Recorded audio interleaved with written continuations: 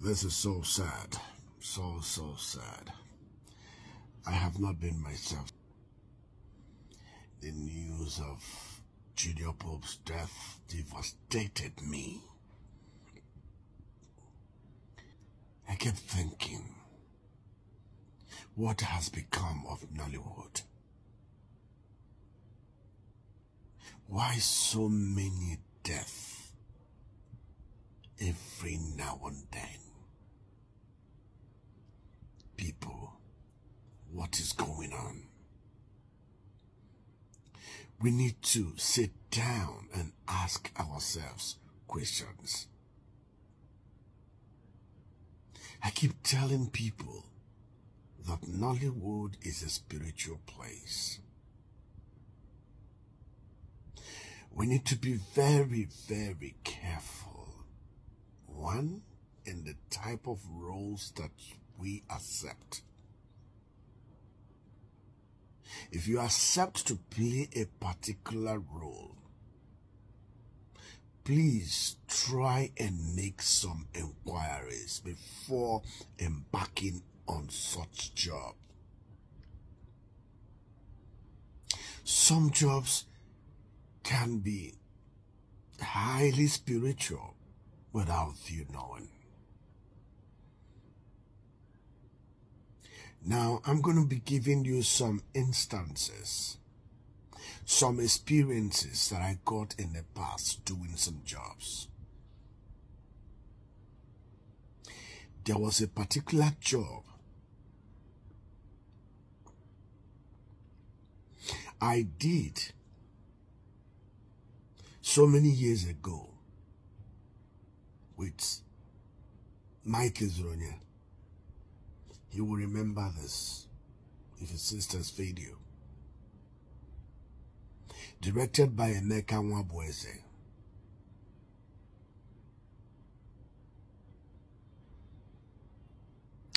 That movie, Emeka Ani, the bearded man that plays native doctor, was playing the role of a native doctor in that movie. And then we set up a shrine in that movie. Emeka was playing that movie native doctor. Then on that day, after the whole shoot, we left. Unknowing to us, there was a real native doctor by the side of our own shrine. The man doesn't understand English. This thing happened in Ikorodu village. When we left after the day work, the native doctor came and activated our shrine, the normal shrine that we built for our own movie. Then when we came back the next day, we started fighting each other. We started fighting each other. The director beat up the PA. The producer was fighting with this. Even Mike and Exp0sing and I had some, encounter that day.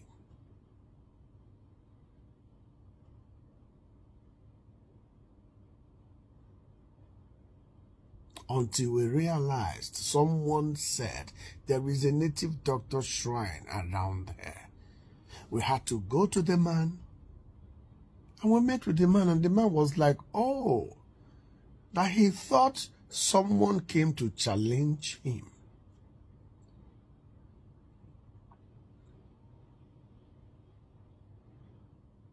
You see, what if we had killed each other in that fight?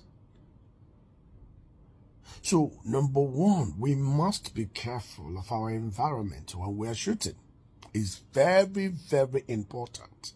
Producers must take note. Everything about life is not all about money and what you're going to get from a production. You must first of all consider the lives of the actors and crew members that are working with you. There is nothing worth more than life. Let us not look at money, what we are going to gain from a particular production, and because of that, you will put the lives of your fellow human being at risk.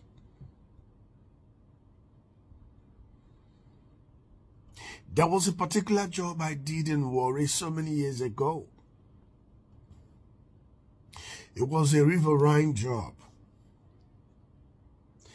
The producers told me that we're going to shoot just beside the river bar. That's the boat. They will not even untie the boat.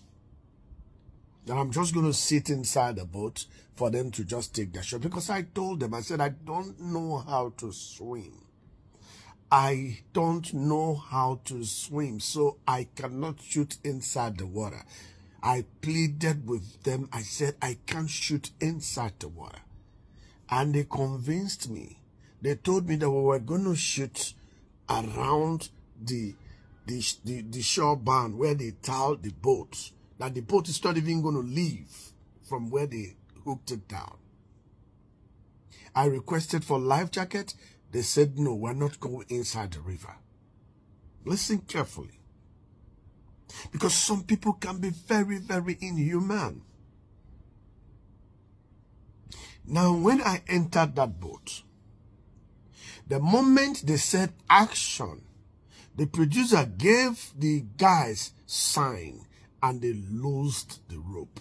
The next thing, I saw the boat sailing on top of the water.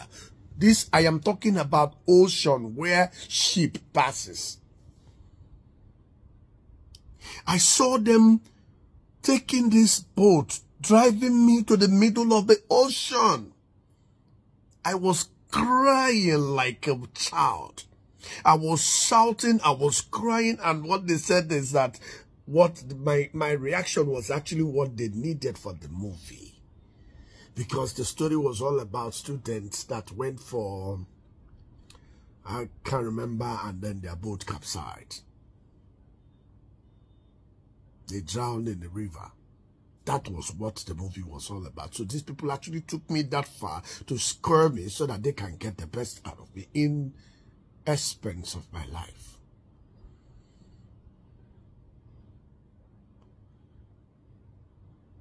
And when we finished shooting that movie that day, the next day I was off to Lagos. I left Warri to Lagos, only for them to call me that armed robber attacked them and, and collected the rushes. I should come back for a reshoot. I refused. I didn't go back. Sorry.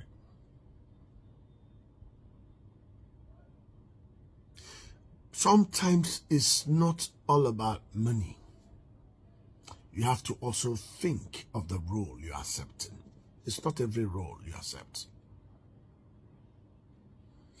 Most roles that we take in Nollywood, we take it for granted, are very, very spiritual. Nollywood is a spiritual place. We must be careful. We must be extremely careful on the roles that we take and the scripts that we accept. Some stories are true life stories. Some stories are true life stories. You are exposing the powers that are bigger than you. Be ready. After going through the story, be ready. Some stories comes with consequences. Please, we must be careful in the type of roles that we take and the type of locations we embark on. Some forests, you cannot just enter them without sacrifice or without people around telling you to do this or not. We went to shoot a movie with the late Geraldine Kocha and Nebeli Nebowa in River State. And they took us to a particular village. I wouldn't want to mention the name. And when we got to that village, I saw, I noticed this strange spirit of seduction everywhere. Old women, grandmothers, old women, mothers, everywhere. There was spirit of seduction everywhere and around that village the moment we came in. And I called my colleagues. I said, this village is very strange. We must be careful. We must be careful how we mingle with them. This village is a strange village. For those who know me, honestly, I'll just go into prayers. I wouldn't even want to associate with, you know. And guess what? The moment we started shooting, if we shoot till like 7, when we want to make use of our light, the moment you on the light, all the bulbs will blow off. All the light. And you know, those lights are very, very expensive. The light will blow off. The next day we go and buy lights to replace those lights from Port Harcourt. And then they come back, and then when we want to shoot again at night, the light will blow off again. And I told them, I said, this village is a strong village. They don't want to see us put up that light at night. There is something about this village. And then after shooting the whole movie, everything that we shot disappeared from the tape. We couldn't view them the next time. And they said we have to reshoot again. We have to leave that village. So what am I saying in essence? Some of these productions that we embark on are highly spiritual. We need to, first of all, embark on prayers before going to location. You don't just jump at location because you were called to come and take a job.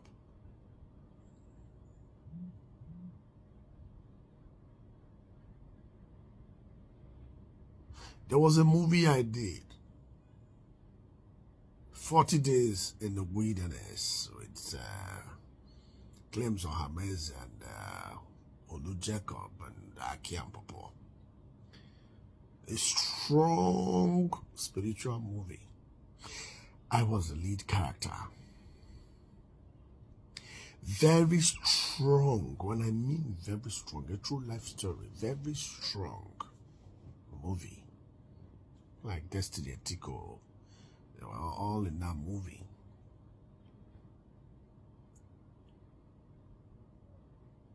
Before I embarked on that movie, I was on fasting and prayers. Because after going through the scripts, I knew I need to back it up with prayers. I'm only saying some of my experiences so that the younger generations would be able to learn and follow these steps. When you are embarking on some jobs, you should be able to ask questions when you get to some certain places. When you get to some certain places, you must ask questions. Like what happened to my dear brother and friend, Junior Pope. So sad. There are rules that governs rivers. There are rules that governs rivers. When I heard him saying those words on video, I was like, wow, this guy doesn't really know what he's saying. You can't be on top of the river and you're saying, I am the only child. Let me go train my children. And all that. Those are like last words. When someone wants to die, those are like last words. You don't say such on top of a spiritual place. It was on top of the river. There are spirits everywhere listening. It's a place when you're crossing them, you keep quiet. You say prayers inside your mouth, inside your mind, and cross. I'm not blaming the dead, but we have to learn from this. It is important when you are in such an environment, when you are invited to come and work in such an environment, you must go down on your knees, whatever you believe in, pray, fast. Don't take it lightly. Some jobs are risky. You might go to some jobs and you think it's just natural. And before you know it, it will become a very bad one. Bad news. I almost lost my life on a particular set. The movie that brought me to Limelight. The movie that brought me to Limelight. I almost died in that movie. Stolen Bible. I finished shooting my beats in that job. I had one more scene left. And then the director told me that this scene is no longer important, I can go. Then they were waiting for me at Ikeja from Ikorodu village. I entered taxi from Ikorodu to Ikeja. Getting to Ikeja, about to start shooting. And then I received a call from the same director telling me that that scene was very, very important. I said, well, I'm already in Ikeja and about to start shooting. They started calling the producer of that job. Both of them agreed to release me because that's the only night they have to shoot that bit. They agreed to release me to go back to Ikorodu and finish that one scene and then join them the next day. I left Ikeja, got to Ikorodu around 12:30 a.m. Then the production sent the location boss. That bus was owned by Madam Vera. She was the owner of that bus at that time. They sent the location bus driver to come and pick me from the hotel. The guy came, picked me up. We're driving with the PM to the location. 1 hour from the hotel where they came to pick me. That's where they are.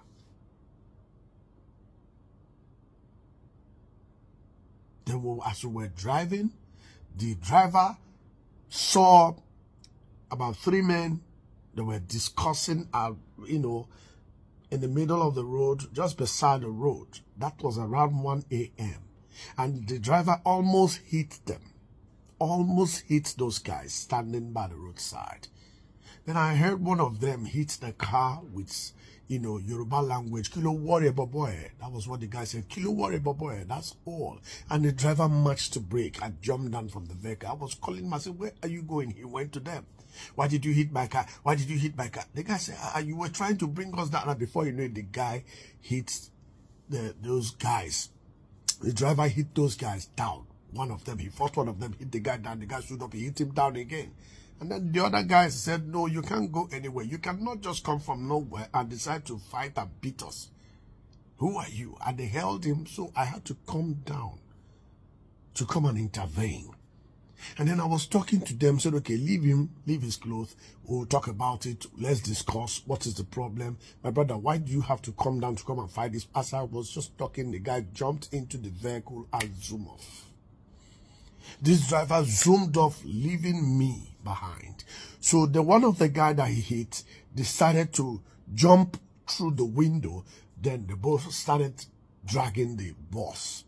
As they were dragging the bus, the driver picked up a Coca-Cola bottle in his car and cracked it on the gear, then stabbed the man. The man fell out from the window and fell outside with a stab. This driver zoomed off. These people now turned on me, 3 of them. Then I wasn't even a movie star. I was just an upcoming artist. They dragged me to a nearby uncompleted building. These guys started beating me with all manner of weapon, metal, wood, everything. I was begging practically begging for my life. These guys bruised me everywhere, my head, blood everywhere. They were beating, they beat the hell out of me that day. As they were beating me, I was begging and they were beating. And one spirit just said to me, if you keep begging these people, they are going to kill you here. Then I had to go back with full force and slam my head on one of them's stomach. You know, both of us, we fell out of the building. I fell on the other side of the road. Then I took off. As I took off, they started shouting, "Ole, ole, ole, ole," at that middle of the night. "Ole, ole, ole, ole, ole." And when I looked in front, I saw people coming out from their cliff or wherever they were seated or something. Boys that were smoking weed. They were falling out from where a lot of people in the Ikorodu village. So as I was running towards them, I kept praying in my mind. I said, "Holy Spirit, tell me what to do. Holy Spirit, save me." And instantly a word, an idea came on me. Then I started repeating what they were saying. I started shouting, "Ole, ole, ole." As they were shouting, "Ole," I was also shouting, "Ole, ole." So the guys in front that came out to attack the Ole got confused. As they saw me shouting, "Ole, ole, ole." So they all were looking at the front. And then I zoomed past them. As I ran past them, I ran to a certain stage, and then one spirit said to me, "They will come after you with a vehicle." Then I had to run into the bush. I ran into the bush. Then I started calling the director, Neka Weboys. I said, "Please look at my condition. Send people to come and pick me. I am stranded. They want to kill me." So instantly they sent a vehicle that came to pick me. And when the vehicle picked me, we got to the location. Lo and behold, the driver was not even there. He has parked the vehicle and left because he knew what he did. He ran away. I was just explaining to the director and the crew members and my fellow colleagues what happened. I was just explaining to them. All of a sudden,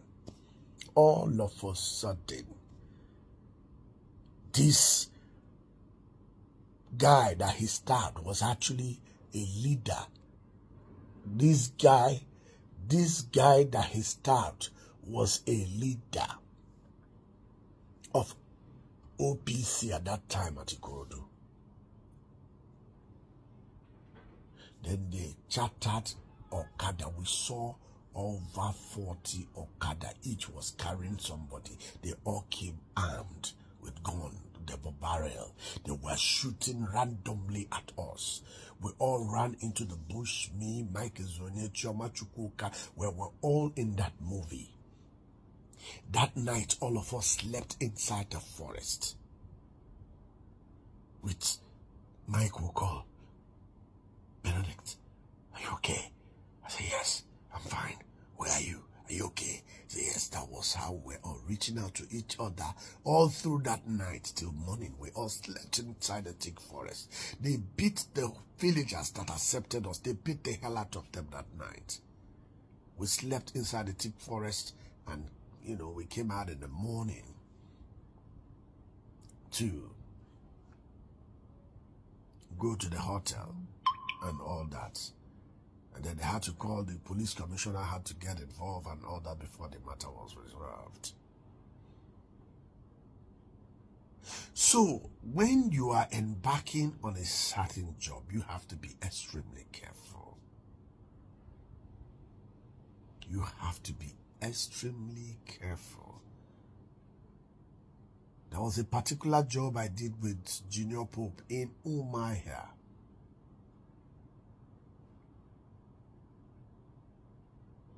We did that job and they took us to one canal where erosion passes through. And they said anytime the erosion comes, the water there comes by surprise. You will see the place like a dry land, and all of a sudden water will come from nowhere when it's raining, and it will sweep anybody that it sees its leg in there and take the person straight to the ocean. Me, Junior Pope, Charles Billion, we were shooting in that particular houses when the cloud changed. And then they said we should leave here now, otherwise it's going to be dangerous. As we were leaving, me, Junior Pope, and Charles Billion, almost that river almost caught us, that erosion. The moment we looked up like this, we saw this storm of river coming with full force and, you know, and tension towards us. Then if you see the current on that water that was coming to us, it will sweep you like a broom. We had to manage to jump out of that gutter, big gutter, and then the water swept past us and past us. I will play the video too. You're going to see it. So there's a lot of risk in this job that we do. So I am talking to the younger generation. Please, if you are taking any job, please do your investigations very well before embarking on that job. If it is a job that requires you to go down on your knees and pray to God and do some fasting before going, please do. Some jobs are highly spiritual. Nollywood is a spiritual place. Nollywood is highly spiritual. Take it from me or leave it. Believe it or not. What I'm telling you is the truth. We expose powers that are bigger than us. Let me tell you now. We expose powers that are bigger than us. And you think those powers will keep quiet? You think they will keep quiet and watch you? Expose them? They come after us. They come after us. Let me say this. Let me say this. The women in Nollywood are more spiritual than the men. Yes, you heard me. The women in Nollywood are more spiritual than men. The men, nothing. They just smoke cigar, pursue woman, that's all. The women are more fortified in Nollywood. Whoever tells you that Nollywood is not a spiritual place is lying. The Nollywood I know is highly spiritual, and the women understand this very well. That is why if you check the rate of death in Nollywood, 90% are male. Thank you. I rest my case.